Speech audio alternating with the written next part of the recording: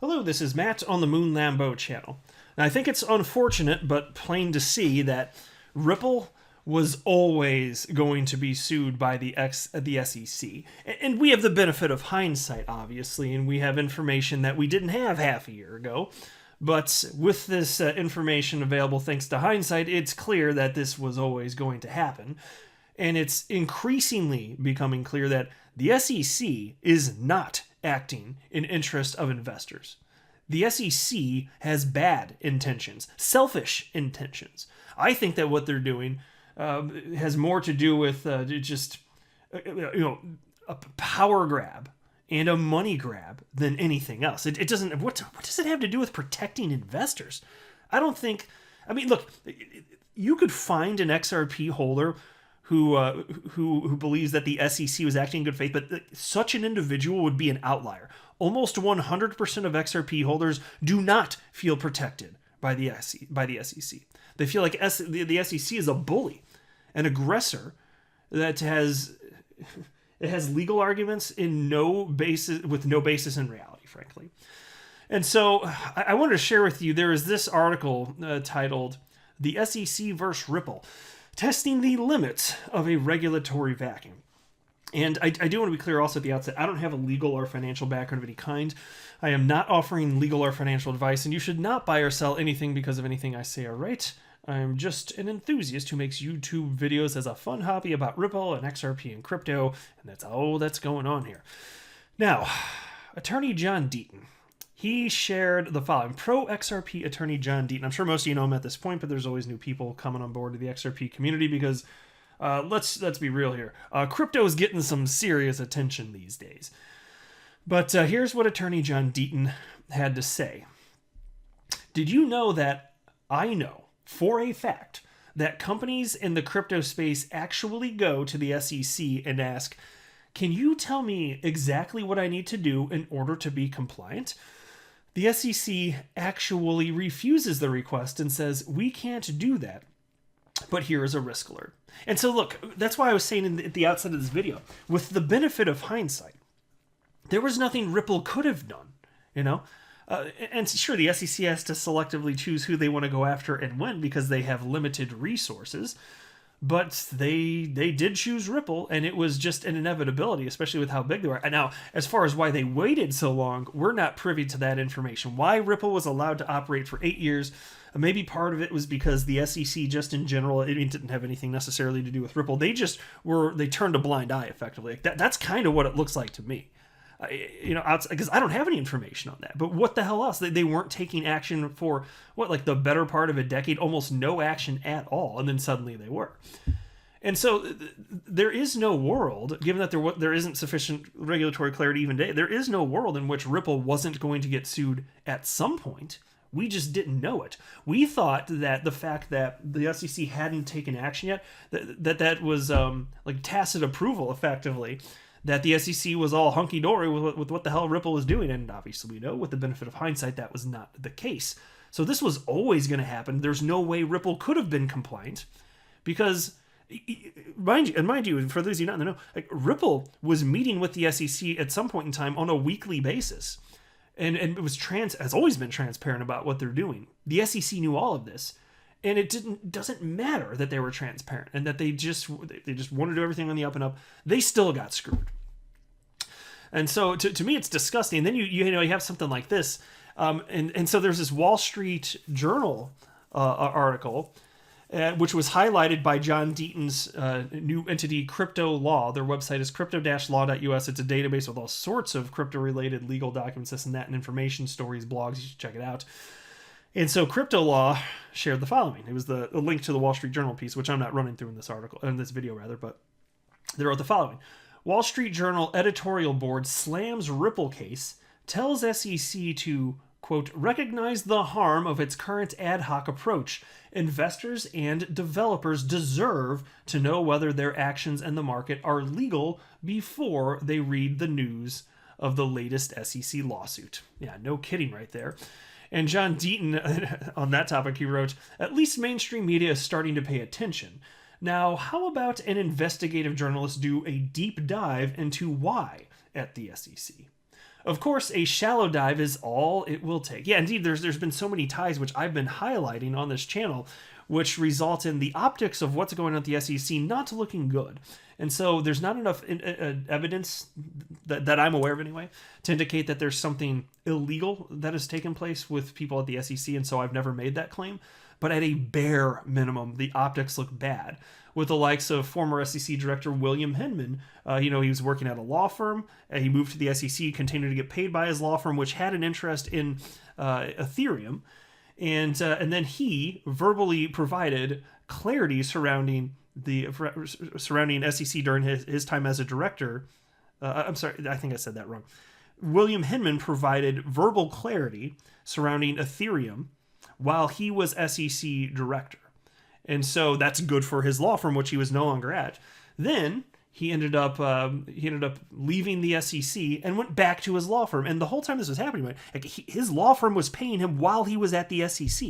So at the bare minimum, the optics are really bad. That does not look good. That looks like there's something shady going on there. And that's all the information that we have, though. Like, I don't see how there's not some sort of ethical conflict there. I'm always willing to hear out both sides on any story. I think that's the right way to go. If you want to get to the truth of any matter in life, I don't care what the topic is, no matter how strongly you hear something, understand what the other position is. Because frankly, you shouldn't have a strong opinion on any topic in life if you can't articulate your opponent's point of view. If you can't even articulate it sufficiently, then you shouldn't have a strong opinion yet. You can start leaning in a direction. So I always want to keep an open mind here, but man, I don't know what. Even so, I still can't imagine what would make this be okay. It's the optics are bad, the ethical questions are there. I'd be willing to hear out anybody, but I have a hard time believing that there's going to be a compelling case. Which is why John Deaton wrote the following. Here's another tweet: "How I best describe the SEC: a bureaucratic petri dish of corruption," which I really like. So I had to heart that one on Twitter. So then there's this piece from Seeking Alpha. "The SEC versus Ripple, testing the limits of a regulatory vacuum." And so here you go. "The birth and emergence of cryptocurrencies and other digital assets has been fascinating to observe for veteran commodities traders. From a regulatory point of view, different frameworks for trading physical assets like gold, oil, or soybeans, or trading financial instruments on their future value evolved over time through a series of laws. This jurisprudence largely kept pace with the market's needs to be fair and orderly, but most importantly, to provide regulatory clarity. As the speed of innovation in cryptocurrency and digital assets has accelerated since the invention of Bitcoin in 2008, one would expect regulators to rise to the occasion and do what is necessary to provide vital guidance and clarity. New crypto and digital asset law, however, has yet to even leave the gate. Regulatory uncertainty is becoming increasingly problematic for the escalating number of startups that use cryptocurrencies and blockchain technology for products and services they want to sell. Suffice to say, we are far beyond the question of viability of Bitcoin. Blockchains and digital tokens are powering network solutions for global payment systems like PayPal, supply chain management, publishing, and even the art world. Yet, there are still no federal laws or rules which make clear how to regulate these assets. This regulatory void has given the U.S. Securities and Exchange Commission a sense of all-encompassing encouragement to test the limits of its authority. The Commission's recent enforcement action has not only boggled observers with its bravado, but also sent a chill throughout the industry. Previous SEC leadership presided during a period of enormous growth and expansion of blockchain technology and the ballooning market capitalization of cryptocurrencies.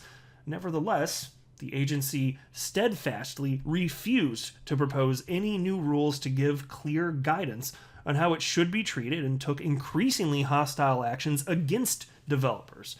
In December 2020, the SEC filed a lawsuit against Ripple, one of the largest players in cryptocurrency.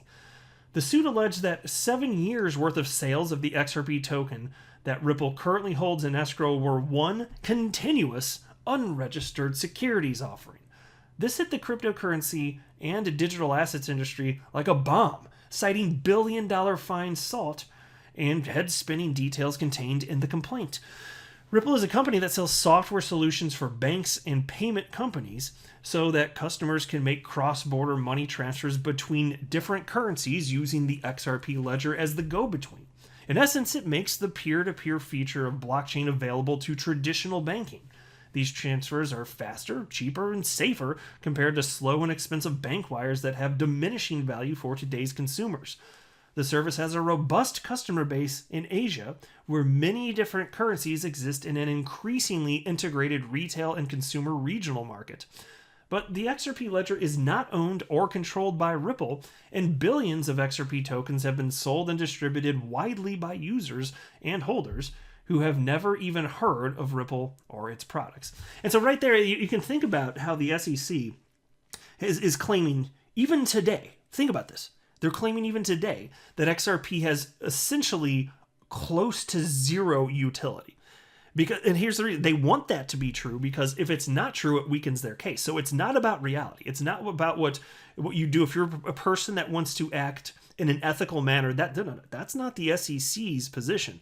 They want to make whatever argument they can and see what the hell sticks. And if that results in them winning, great, because it's a power grab and a money grab. They want to rob Ripple effectively in a legal manner effectively. That's exactly what it looks like here. And the piece continues, though. The SEC lawsuit decimated the token's market value and scared enough cryptocurrency trading exchanges to either halt XRP trading or delist the token entirely. This meant millions of holders could do nothing but watch helplessly as their locked holdings dropped and later seesawed in value. The investors the SEC were supposed to protect were now victims of their actions. See, like, this is exactly what I was saying at the outset of this. And I shared in a recent video, too. Like, when I was, look, right after the lawsuit hit, I was trying to wrap my head around this, and there was a noticeable lack of information. There was not clarity in terms of directionally where this was going to go. And so it was scary. And in a recent video, I was like, I shared where, like, I don't know what the hell to do for myself. That's what I was thinking through, because what if XRP is removed from every exchange in the United States and it never comes back? Like, that's a legitimate concern. And so I don't blame anybody for getting shaken out of the market, but I do blame the SEC for putting people in a position where they had to seriously contemplate whether or not it made sense to continue to hold the token, especially after it had already started dropping. You know, that's repulsive to me. Piece continues. Cryptocurrency projects take time to build. Constructing a network and an ecosphere for a blockchain ledger to do something innovative and disruptive is a process. This usually entails distributing many tokens so that they can provide liquidity and move across that network. The process is similar to installing plumbing and electrical systems when building a new house. Unfortunately, the SEC has not been the helpful home inspector, checking on progress and dispensing clear advice. The cryptocurrency startups the SEC has been to cryptocurrency startups, the SEC has been more like an outside observer, arbitrarily deciding when to tear down the structure and start over. To those investors inside the house, they have no indication of what the SEC plans to do next. This is the opposite of fair and orderly. The SEC was repeatedly asked if XRP was a security or not, and for years it steadfastly refused to answer. The commission stood and watched as billions of XRP tokens were sold on secondary markets by millions of retail holders who had no connection to Ripple. The regulator also witnessed a division of the Treasury Department classify XRP as a currency in 2015. The SEC still had nothing to say. Didn't this action of no action actually set precedents? Well, I'd certainly argue yes. Additionally, the SEC took requests from cryptocurrency exchanges years before this lawsuit. These exchanges were persistently asking for clarity on XRP, as well as permission to list the token for trading. An astounding 7 years went by as the XRP ledger became a full-fledged and decentralized network before the SEC suddenly announced that Ripple, its executives, and every retail holder of XRP worldwide should have known for the last 7 years that the token was an unregistered security, and they had all broken the law. This was devastating to those investors that purchased XRP. As the filings from the SEC have shown from the beginning, the agency believes that the lack of any clarity on cryptocurrency regulation is why it will prevail in this case, no matter how illogical its reasoning becomes. Like with every enforcement action against this entirely new asset class, the SEC relies on tortured interpretations of the 1933 Securities Act, a law enacted when blockchain innovation could not even be imagined. The enormous potential for innovation in this new financial sector, in widening the options for safeguarding value and creating and distributing wealth, will continue to be hindered due to this confusing, unnecessary regulatory void, unless Congress and the Biden administration take the opportunity to end this tragic cycle of regulatory uncertainty by implementing a clear set of rules for everyone. These contemporary rules, moreover, must acknowledge we have entered a new, technologically driven world. Antiquated analogies to orange groves or soybean fields from 80 years ago are moot. The hope is that wisdom will prevail. And so, guys, well written, I would say. Very, very good. You're getting a little golf clap. You can hear that in the mic. Yeah, it's a good little golf clap. This is why I was saying at the beginning, there was no world in which Ripple was not going to be sued. It was always coming. It's not fair. It's not just. It's not logical. The SEC is hypocritical. They are unethical. But here we are, and we're forced to deal with this. All of us are forced to deal with this, right?